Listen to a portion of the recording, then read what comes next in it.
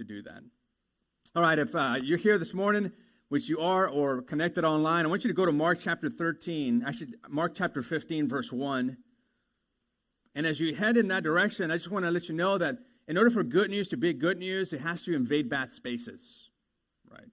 In order for us to see the glories of the good news of Jesus, we have to see also the bad news in how Jesus experienced the ensuing moments before the crucifixion.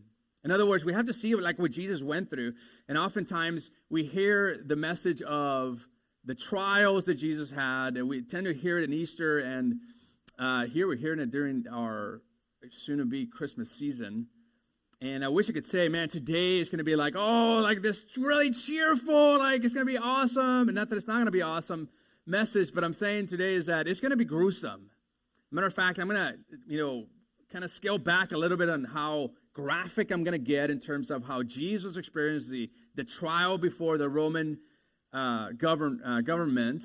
I'm going to scale back on that. I almost thought that I was going to show the Passion of the Christ and snippets of it, but then I thought, there's some kids as well that come to the main service, so I decided not to do that.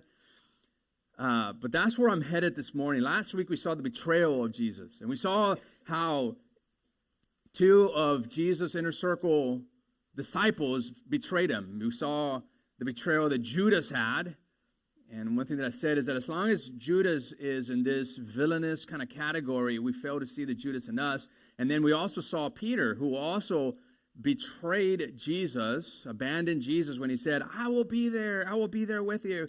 And when the time came, he wasn't there for Jesus. He left the scene, and not only left the scene, but then when he was confronted by the people in Jerusalem that recognized him as a disciple, he ended up saying he wasn't. And so And his response was unlike Judas, with Judas' response, who betrayed intentionally, set out to betray his friend.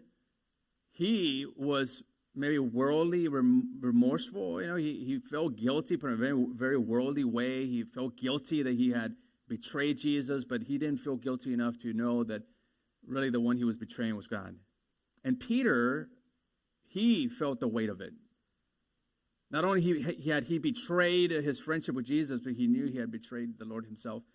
And so Jesus restores him because with him it was this vertical kind of conviction and guilt. And so we saw that, but what we didn't explore that much last week was in that same chapter, he goes before the council, the Sanhedrin, which is like the Supreme Court of the day, and he gets asked all these questions, and there's all these witnesses that come before Jesus, and they're perpetuating lies about Jesus, and all that becomes just smokes and mirrors. And at the end of that court, right, that middle of the night court or trial, Jesus at some point just flat out says, I am the Messiah.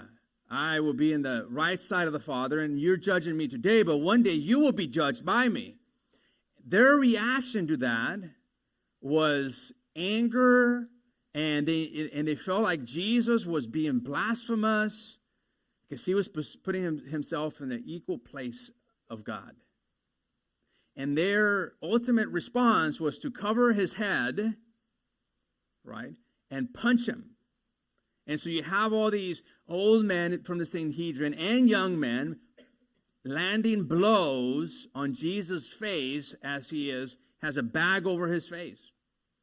In addition to that, not only is he being fisted on the face by the ruling council, but also the guards of the temple, the temple guards. And they're just laying on him. They're punching him in this covert, middle of the night, 1 a.m.-ish trial.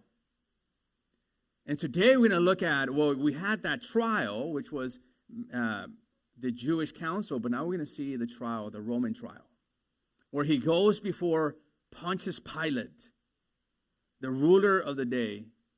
And in one sense, Pilate was the man who held all the cards. The Jews didn't have the authority to kill Jesus, though at that point, in their secret trial, they wanted him dead. They wanted him to be dead, to be executed. They didn't have that kind of power to do that.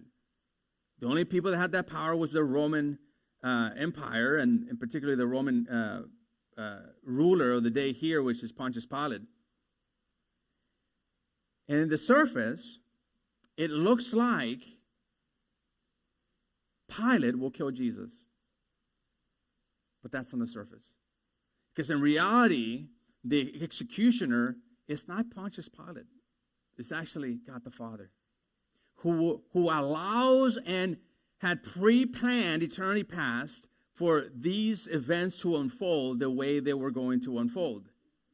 That Jesus would be a substitute, a sacrifice for our sin. And everything happened exactly the way God the Father planned it, in order to save you, in order to save me. And the situation is going to look out of control. Just want to put it out there. It's going to look out of control. But nothing is really out of control, because God had already pre-planned it. And life is full of questions. And all those questions that we find in the Bible, I would say or argue that the most important question is this: what then shall I do with Jesus? As a matter of fact, in Matthew chapter 27, verse 22, that's the question that Pontius Pilate would end up asking. What then shall I do with Jesus? And that's the question that all of us at some point have to answer. What are you going to do with Jesus? What am I going to do with Jesus? It's a very personal question. And life is full of choices. There's plenty of choices that we have in our world. And this morning I want to present to you 5 different choices you can make about how to answer the question, what will I do with Jesus? But I'm going to do it very differently than I normally do this. And because Mark is one of the shortest Gospels, and especially he's very short when it comes to the trial before Pilate, he just kind of, Mark is one of these disciples that he just goes with the information quick. It runs like a movie, actually, the Gospel of Mark. So he doesn't spend a lot of time there. So what I'm going to do is I'm going to integrate and infuse all these accounts chronologically from the other Gospels, and so we can get a better, clearer picture of what's going on in here. So I'm going to be bringing in the Gospel of John, the Gospel of Luke, Matthew. I'm going to be weaving them in and hopefully giving you somewhat of a chronology of what is going on of the accounts surrounding the death of Jesus, or the beating, right now, this morning, the beating of Jesus. And the first thing you got to know is this: Jesus was silent before Pilate when he was accused. Jesus was silent before Pilate when he was accused. Go to chapter 15, verse 1. And as soon as it was morning, the chief priests held a consultation with the elders and scribes and the whole council, and they bound Jesus and led him away and delivered him over to Pilate. Again, this happened in the wee hours of the morning. In John chapter 18, verse 28, it says, Jesus' trial before Caiaphas ended in the early hours of the morning. Then he was taken to the headquarters of the Roman governor. His accusers didn't go inside because it would defile them, and they wouldn't be allowed to celebrate the Passover. Pause here for just a second. Here they just beat Jesus up the night before, or that early morning, around 1 o'clock in the morning. They just beat him up. They just did what was ungodly, brought in all these accusers, false witnesses, and now they're going before the governor, but they don't want to go inside his home, lest they get defiled. Do you see the irony of that? And that's just so they don't get defiled because they're going to be in a home of a Gentile and a non-Jewish person, but they want to be able to make supper. They want to be able to go home and have Passover and eat with one another, and they don't want to be defiled because then they wouldn't be able to do that. A meal is more important to them at this point than the truth. And in verse 29, it continues. It says, so Pilate, the governor, went out to them and asked, what is your charge against this man? In verse 30, we wouldn't have handed him over to you if he weren't a criminal, they retorted. Then take him away and judge him by your own law, Pilate told them.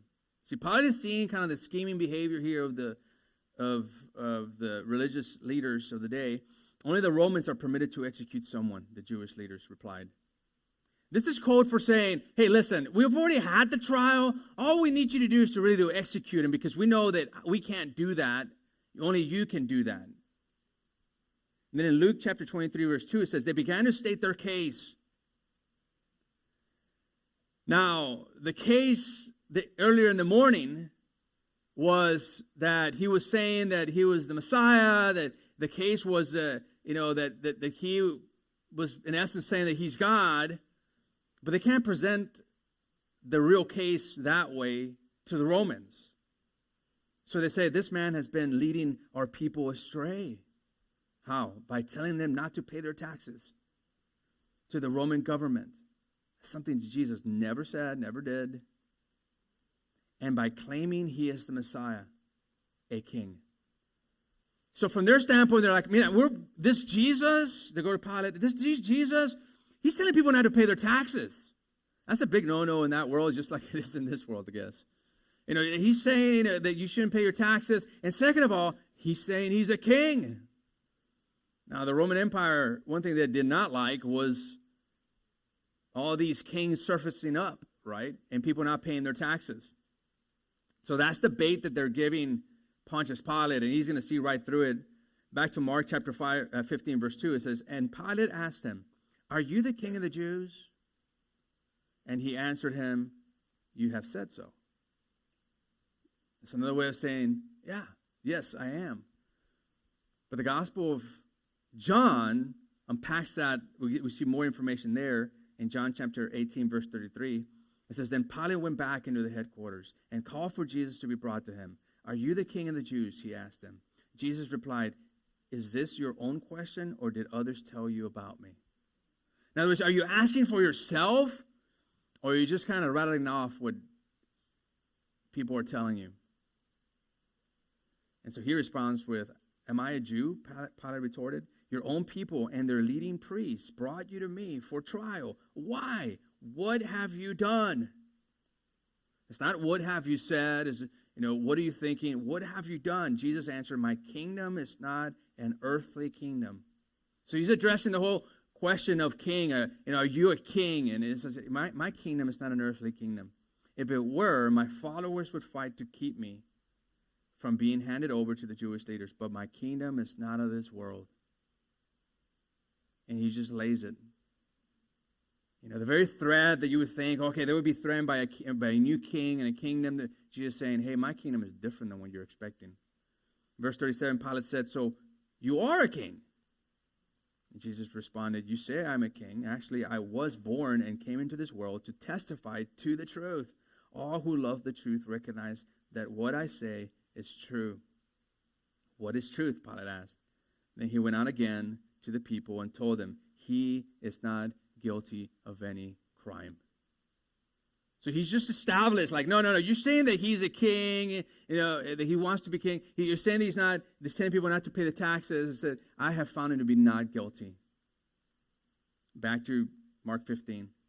And the chief priests accused him of many things. So now they're throwing everything in the kitchen sink to him. And it says, and Pilate again asked him, "Have you no answer to make? See how many charges they bring against you." But Jesus made no further answer, so that Pilate was amazed. Our natural inclination when somebody accuses us of anything is to defend ourselves, isn't it? Especially when the accusations are untrue or unfounded. And yet Jesus doesn't do that. He doesn't entertain that at all. And so Pilate is amazed, because human nature is to defend ourselves. Whether it's true or not, what was said, what was done, we defend ourselves. And Jesus is not doing that. If you go to Luke chapter 23, verse 6, Pilate says, "Oh, is he Galilean?" Pilate asked. When they said that he was, Pilate sent him to Herod Antipas, because Galilee was under Herod's jurisdiction. And Herod happened to be in Jerusalem at the time. Now, if you remember, Herod Antipas, he's the guy that killed Jesus' cousin, John the Baptist. He's the one that took another man's wife, right? He took another man's wife for himself. He's the one that executed John the Baptist when John the Baptist called him out on it. He said, you've been unfaithful. You're an adulterous man. You're getting somebody else's wife, your brother's wife at that. And that ended up with the execution of John the Baptist. So Jesus is being sent to the very person that killed his cousin. In verse 8, we see Herod was delighted at the opportunity to see Jesus. If you remember, too, King Herod Antipas, he was scared of Jesus. He didn't know who Jesus was.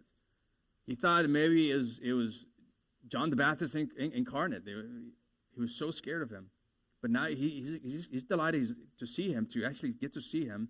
Why? Because he had heard about him and had been hoping for a long time to see him do what?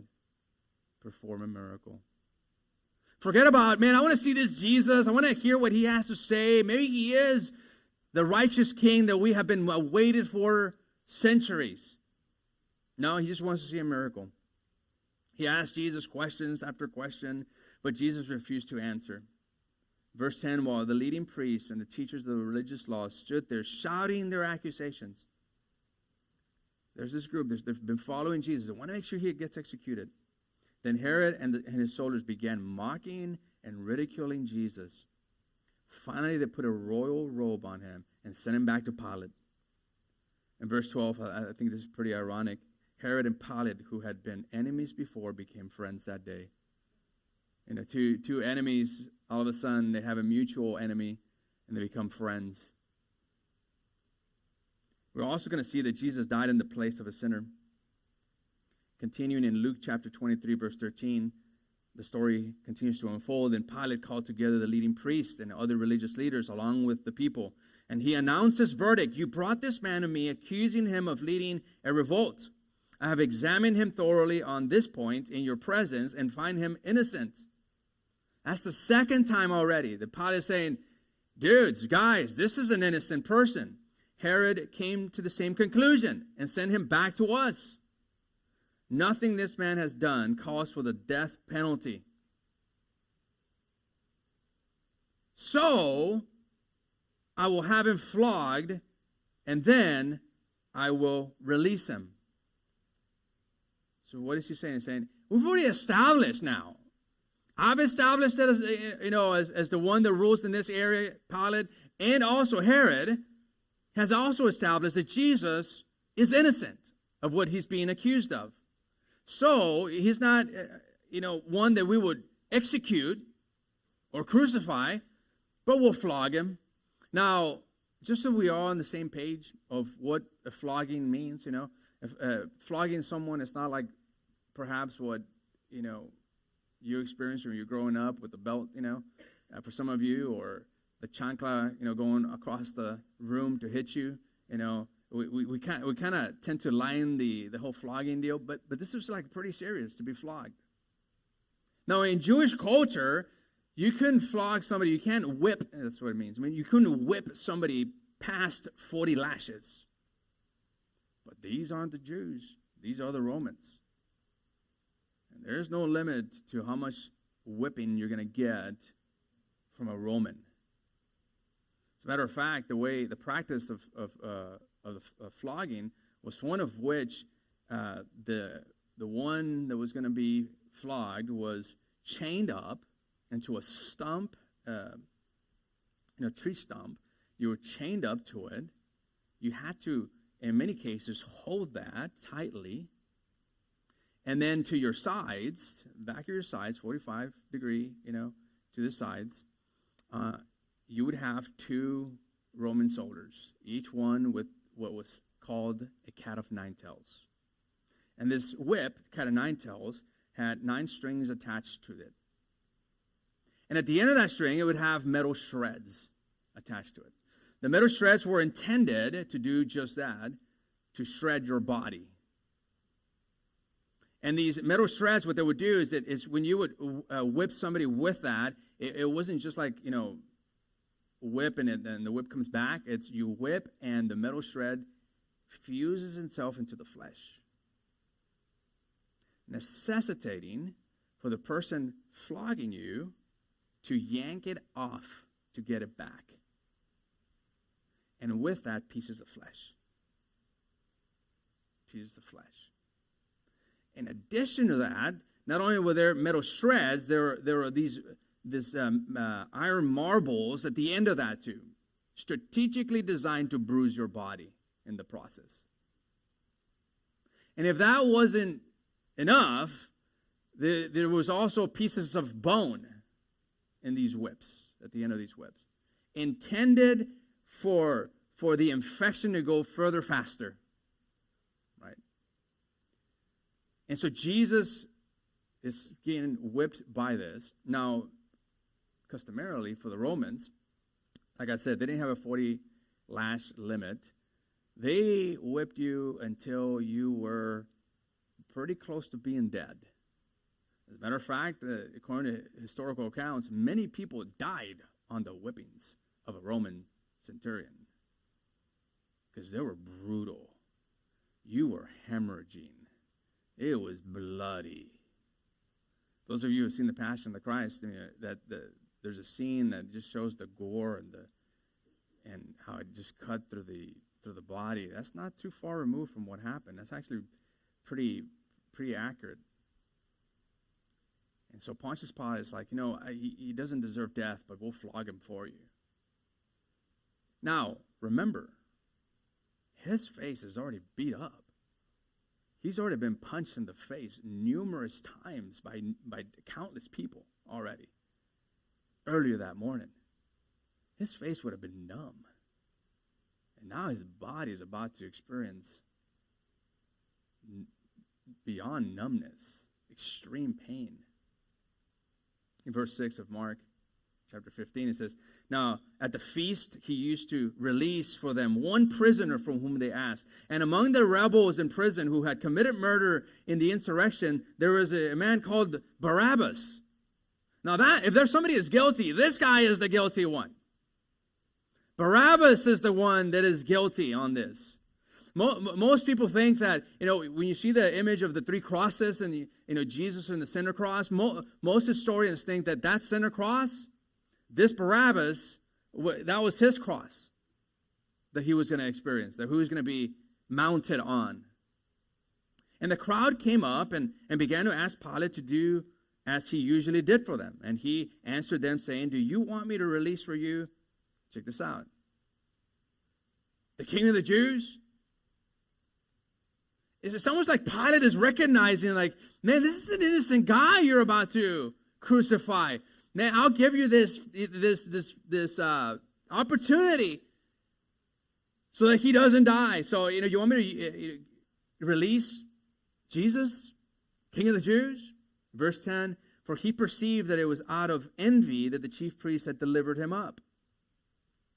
We see further into this account in Matthew 27:19, when it says, "Just then, as Pilate was sitting on the judgment seat." So he's asking him, "Hey, you want Jesus? We can release him." His wife sent him the message, "Leave that innocent man alone. I suffered through a terrible nightmare about him last night." So his wife now is getting involved. Man, when the wife gets involved on business issues, you got to pay attention, especially if she doesn't get involved in many issues. And now she's like, "Hey, have nothing to do with Jesus. He's innocent. I've had nightmares about this." So Pilate is hearing it from his wife too. And he's beginning to feel the weight of it. And in Mark chapter 15, verse 11, it says, "But the chief priests stirred up the crowd to have him released for them Barabbas instead. And Pilate again said to them," reading it again and reading it chronologically, I start seeing a pattern here with Pilate. This inward tension of, he's innocent, "Then what shall I do with the man you call the King of the Jews?" And they cried out again, "Crucify him." And Pilate said to them, "Why? What evil has he done?" But they shouted all the more, "Crucify him." So Pilate, wishing to satisfy the crowd, released for them Barabbas, and having scourged Jesus, interesting use of word, scourged him. He scourged Jesus, he delivered him to be crucified. He's going to try to satisfy the crowd. He's going to deliver Jesus for the crucifixion. And go to Matthew 27:24. It says, Pilate saw that he wasn't getting anywhere and that a riot was developing. Now, Pilate was already in hot water. I mean, he had done 2 other mistakes, and Caesar was already on him, and he couldn't mess up another time. And he's beginning to see the potential riot unfolding, and he definitely doesn't want to be part of a riot. not on his watch. So he sent for a bowl of water and washed his hands before the crowd, saying, I am innocent of this man's blood. The responsibility is yours. Ever heard the expression, wash my hands of this? This is where this comes from. And right about this point, you're thinking, man, let's just stop. This is getting a little too, uncomfortable. Well, Jesus also was going to get mocked. Jesus was mocked too. Go to verse 16. Like I said, this message is not going to be a message that you're like, give me the happy story. Because in order for us to see the beauty and the marvel and the wonder of the good news of Jesus and the resurrection of Jesus, we also have to get into the bloodiness of his death. Because when we get there, when we go there, all the more glorious Jesus becomes to us. Right? Verse 16, and the soldiers led him away inside the palace. That is the governor's headquarters. And they called together the whole battalion. Battalion would have consisted of 600 soldiers. 600 soldiers now are gathering in the presence of Jesus. He's already been marked for crucifixion. 600 soldiers are gathering around Jesus.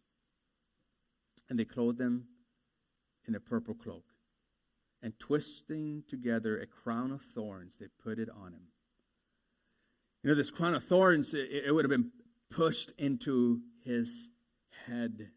As a matter of fact, we're going to see the stick in just a moment as they push this crown of thorns into his head. And they put this purple cloak. In Matthew 27:28, it says, they stripped him and put a scarlet robe on him. So which one is it? Is it scarlet or is it purple? Well, the Romans had this cloak, and when you first got it, when it was clean, it was scarlet. It was red. But it was old and dingy, and you had worn it for a long, long time, and it started getting its fade away, right? It starts fading, and it turns into purple. So both are true. It's just an old cloak that they're giving him. And this crown of thorns. And in Mark 15:18, it says, and they began to salute him. Hail, King of the Jews.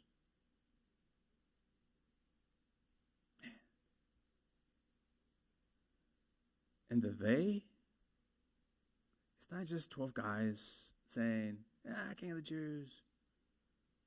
600 men surrounding who we know as the King of Glory.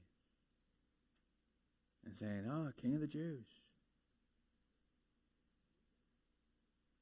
And they were striking his head with a reed and spitting on him and kneeling down in homage to him.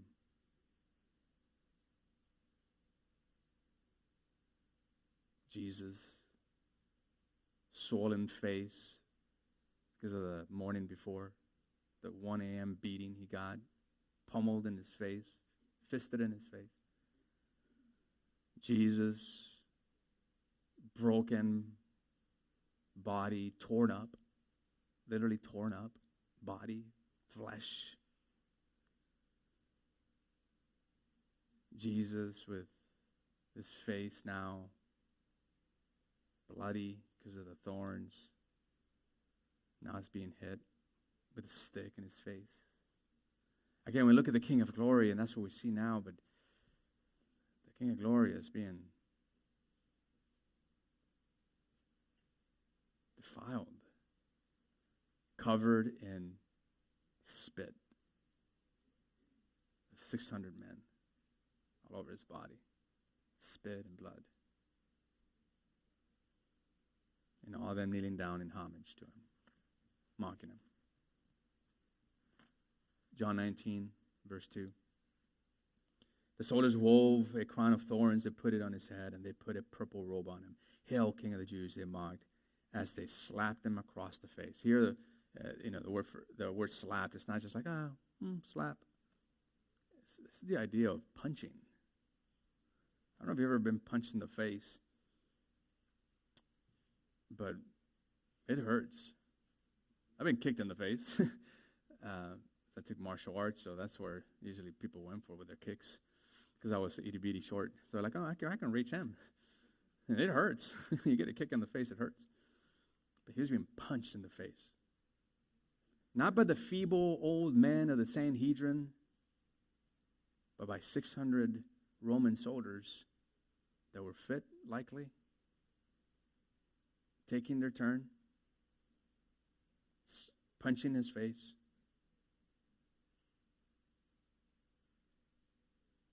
Should I stop?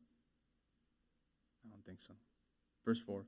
Pilate went outside again and said to the people, look at Pilate's reaction. Again, now reading this in light of how it goes chronologically, I'm like, man, Pilate he's trying his best. He's trying his best. He wants to, it seems like he wants to somehow help out. And he says, I'm going to bring him out to you now, but understand clearly that I find him not guilty. Here we go again. He's not guilty. In Isaiah 52:14, it says, but many were amazed when they saw him. His face was so disfigured, he seemed hardly human.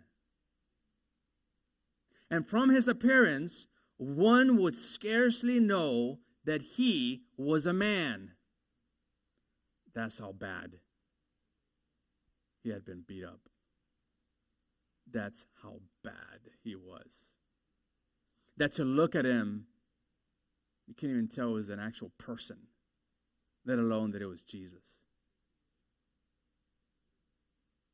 Unrecognizable. Unrecognizable. John chapter 19, verse 5, then Jesus came out wearing the crown of thorns and the purple robe. And Pilate said, look, here is the man. And I wonder if he's saying that because he's unrecognizable at this point.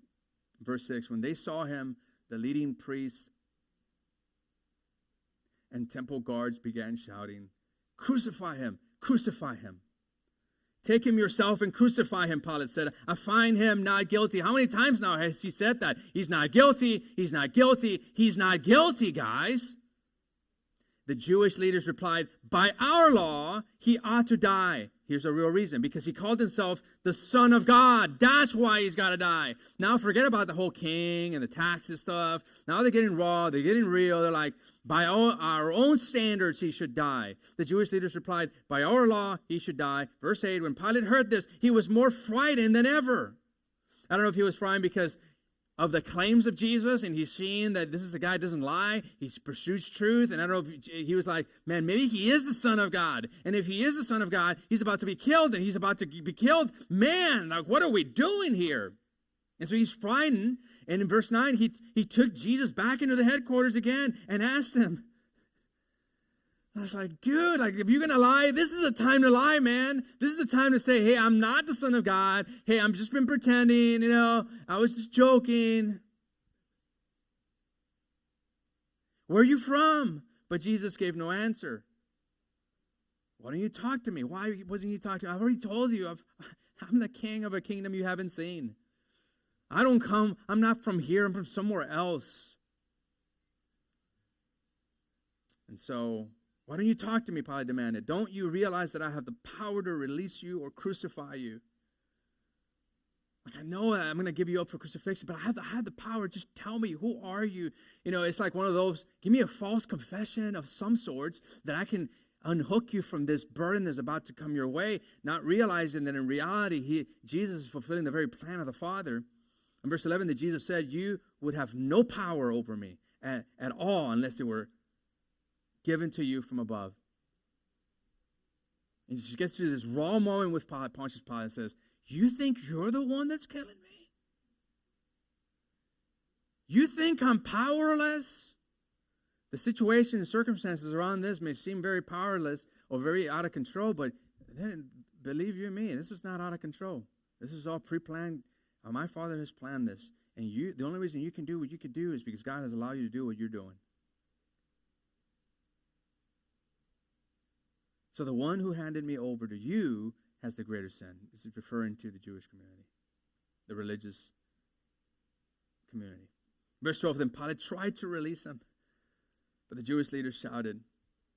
So this is it. I mean, one more pitch, one more thing. Pilate is like, I just got to release this. Maybe he's still hearing his wife saying, have nothing to do with this. He's an innocent man. I've been tortured at night. I've been having these nightmares. Let him go. But he's another attempt for him to release him. But the Jewish leaders shouted, if you release this man, you are no friend of Caesar. And that is their trump card, because now they're saying, oh, you want to release this Jesus? You release him, you're in trouble with Caesar. And you know how you've been in trouble with him. If you're in trouble with him one more, that's your head now. Anyone who declares himself a king is a rebel against Israel. Against Caesar, excuse me. Verse 13, when they said this, this is the final, I can't anymore, for Pilate. Pilate brought Jesus out to them again. Then Pilate sat down on the judgment seat on the platform that is called the stone pavement, in Hebrew, Gabbatha. It was now noon. It was now noon on the preparation day for the Passover. He's been going 12 hours at this point of being beat up. Massively beat up. Hemorrhaging like crazy.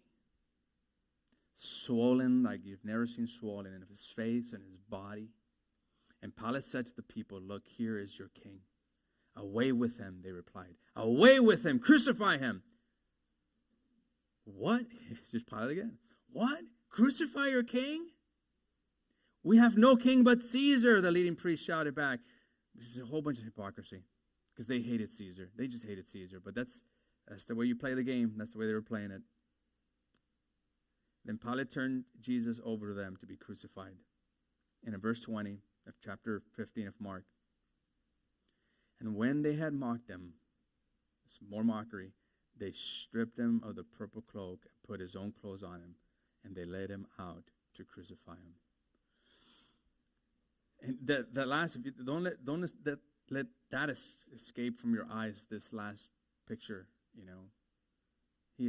Jesus is at his most vulnerable state. They take his robe. He's naked at this point. And they put back his clothes on. I don't know about you, but there's there's a lot of shame and a lot of things, but man, it's very vulnerable, very surreal. And I've never been in prison, but you see the movies, right? You're in the buff, you're naked, and they're washing you off and stuff. That's kind of like, that's a cringe moment. Like, I never want to do that. It's so intimate and personal, and that's exactly what Jesus went through. So what lesson can I learn? What lesson can we learn? There's a couple of things, 5 different choices that you and I can make. The first one is this. It comes from Pilate. Is you may choose to reject him. Pilate vacillated through all of this, and he was trying to go there with Jesus, but he couldn't quite go there with the whole God thing. It's like, I don't know. He couldn't quite get there. And at the end of the day, the implication is there's a rejection that's happening from him. Yes, his head is on the chopping block, but he still has a choice, and he ends up rejecting Jesus. He wrestled with this, the implication that Jesus was talking about, that he is a king of a different kingdom, greater than his own kingdom, but his passive indifference is the same as active rebellion. That's what it ended up being for him. He ends up rejecting. And many of us, or many of the people that we know in our life, is this passive indifference towards Jesus. And that's like Pilate. It's just like, you want to go there with him, but you're just kind of passively not there. And so maybe it's not active rebellion, but the passive indifference is still a form of rejection. Maybe it's like Herod. You may choose to admire him. That's another option. You may choose to just admire him. Herod, who had killed the cousin of Jesus, he chooses to, maybe he can give me a little miracle, right? Like if he's the little, machine that you put a little token in there and you get your little toy or whatever. Maybe I want to see a miracle. But she was this kind of disillusioned because Jesus didn't answer any of the questions for him because he didn't want to entertain him. And for many people, that's what Jesus is, somebody they admire. Oh, man, he did what miracle? Well, that's great. Maybe he'll do one for me. Oh, that's good for you, man. You found, what did it say? People, our friends, Oh, he found religion. So, no, I didn't find religion. I found a person, and that person is Jesus. Because from a distance, Jesus looks really good. But once he gets personal, it's kind of like, you want me to give what to you? My whole life? Or you may be like the mob. You may choose to replace him. You may choose to replace him. We have thousands of choices to replace Jesus. We have thousands of choices. It's thousands of idols, false gods that we can choose over Jesus. Thousands upon thousands, if not millions, You may choose to replace him with the next thing, the next toy, the next adventure, the next activity. Matter of fact, I would even suggest to you that many of us carry a modern-day temple to the gods. It's called a cell phone, right? And for many of us, this is our little shrine, our little temple, and where I go, it goes, and so does my shows and my TV shows, my Netflix shows, and all this stuff, and all my replacement stuff for Jesus, right? So it's like a modern-day little temple. Where you go, it goes. It's like a third arm for me. If it's gone from my presence, I already feel like the anxiety. Where is it? Oh, no, somebody might call, somebody might text me. I'm not that popular. I don't get that many texts. But it's just like, yeah, right. But you may choose to replace him. For the soldiers, you may choose to mock him. They chose their mockery. They mocked him. And maybe that's not something that we do here because we're trying to press into the Lord. But maybe a form of mockery is to continue to persist in the things that we ought not to persist in, but we continue to do it. And in the process, we're making mockery of the cross, of what Jesus did for us. Or lastly, if you're God, for God his question is, you may choose to crown him as Lord. That's what God did. God crowned him as Lord. Now, let's be real. You and I can't crown Jesus Lord in a practical way. In a real sense, we can't do that. Because whether you like it or not, he is Lord. He is King. He's not waiting for you to say, okay, you'll be a king. He's already king. Our response is to actually acknowledge that and say, okay, you are king, and therefore, because you're the king of my life and I am your servant, you are my master, I will give you every area of my life, even the one that I hold so dear to my soul. I will give you that. Here it is, Jesus. Here is my marriage. Here are my children. Here is my job. Here is my circumstance. Here is my this challenge. Here is my grandchildren. They are yours because you're in control ultimately, and I will cease to be so anxious about things because I will give you all things. And you can choose that to say, okay, God, here it is. And like I said, when we see the bad news for what it really is and the horrifying nature of the beating, and we haven't even gotten to the crucifixion. And if you're a guest, you might be thinking, oh my gosh, somebody said that this was a positive dude, and this is like not very positive. I'm going to tell you, it is positive. It is real positive. Because the good news entails a very gory beating and ultimate crucifixion. And if it weren't for that, Jesus is not our substitute. If he's not our substitute, he is not our Savior and forgiver. Next time that we go through Easter and we're thinking of the crucifixion, let us not forget. Let us not forget what he endured for our sake.